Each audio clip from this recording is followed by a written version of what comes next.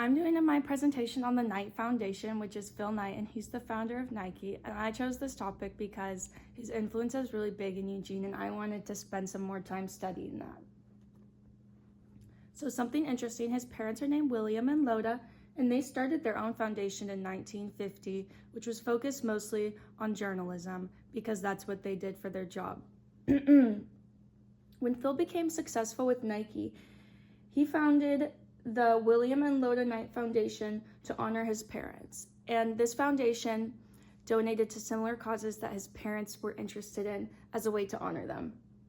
He then founded his own foundation, the Phil Knight Foundation, using his revenues from Nike, and this is where he really put in most of the work for his philanthropic efforts. So Phil Knight founded the Knight campus, which is right here on Eugene. It's on Franklin Street. So the first thing that they did was gene therapy research, and they have made pivotal discoveries in things like cystic fibrosis and muscular dystrophy.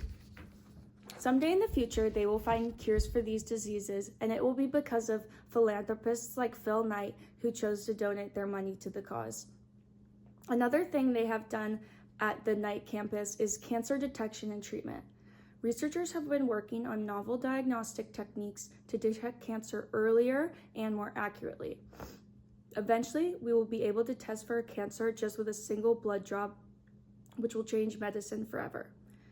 Another thing they are developing is immunotherapies that enhance the body's abilities to destroy cancer cells. They're also researching cancer vaccines and other methods to treat cancer that are resistant to traditional treatments. They also have sustainable energy research, which includes improving energy storage and solar technology, also developing carbon capture technology. And lastly, they're focusing on brain-computer interface, which allows people to control prosthetic limbs through their brain signals. This would be life-changing for many people. This is a photo of what the campus looks like. It's really beautiful and a unique design amongst Eugene. Next is the Knight Cancer Institute. Phil Knight has donated over $2 billion to OHSU. $1 billion of that was to the OHSU Knight Cancer Institute in 2013, which is the second largest ever gift to cancer research in history. So at OHSU, they have early detection of cancer with new liquid biopsy techniques that can detect it at the earliest and most treatable stages and look for specific genetic markers or tumor DNA. Also, they have targeted therapies based on specific genetic mutations, which allows for more effective treatments. Technologies like CRISPR target and destroy the cancer cell while saving the healthy cells. This is also very revolutionary. He does a good job partnering with industries to be able to bring more innovative cancer treatment to the market. So, Phil Knight has a big love of athletics. We've seen he donated $100 million for Matthew Knight Arena in 2007 for construction.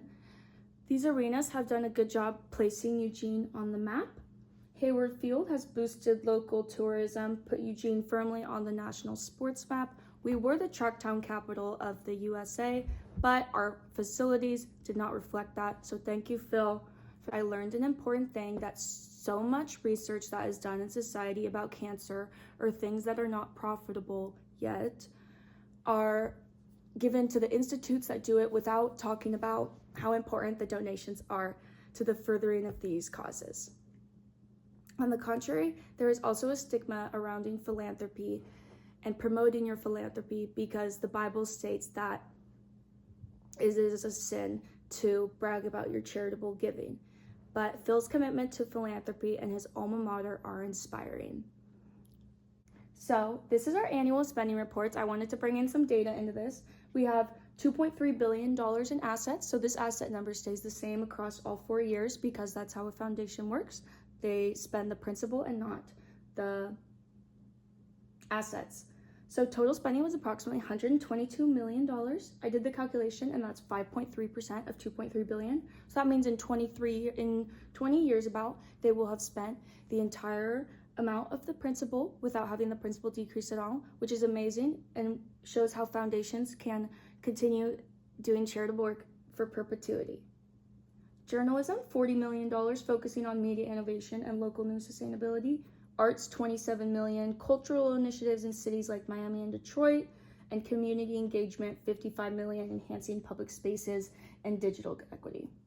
So in 2021, similar amount, $120 million. We see journalism, arts, and cities again.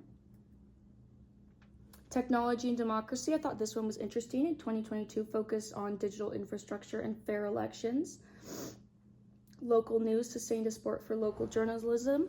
That can be seen as another way to continue honoring his parents who loved Eugene and local reporting, and they also love local reporting all around the world. So I wanted to bring up a discussion question today. It says, discussion dilemma. Phil Knight has faced criticism for his philanthropic choices, particularly for prioritizing donations to athletics and infrastructure at the U of O over broader educational or systemic needs. Critics also question his significant political donations, such as funding campaigns or opposing tax increases, which some argue undermine public services. These actions highlight broader concerns about the influence of billionaire philanthropy and its alignments with personal interests. So, questions I want you to discuss with your table. Do you think Phil has a responsibility to donate to certain causes? And do you think people have a right to question his choice of philanthropy? Okay, so I'm going to go ahead and answer these questions because unfortunately I do not have a group of people. I do not think Phil has a responsibility to donate to certain causes. It is his own money, and by law, he quite literally does not have a right to, he does have the right to donate to whatever causes he sees fit. Do I think people have a right to question? Absolutely. I think people have a right to question his choice of philanthropy. I think it's important for people to advocate in certain causes that they believe in. I know things like housing and homelessness and food scarcity can be seen as less interesting for billionaires who want something more interesting to discuss at their resorts and such.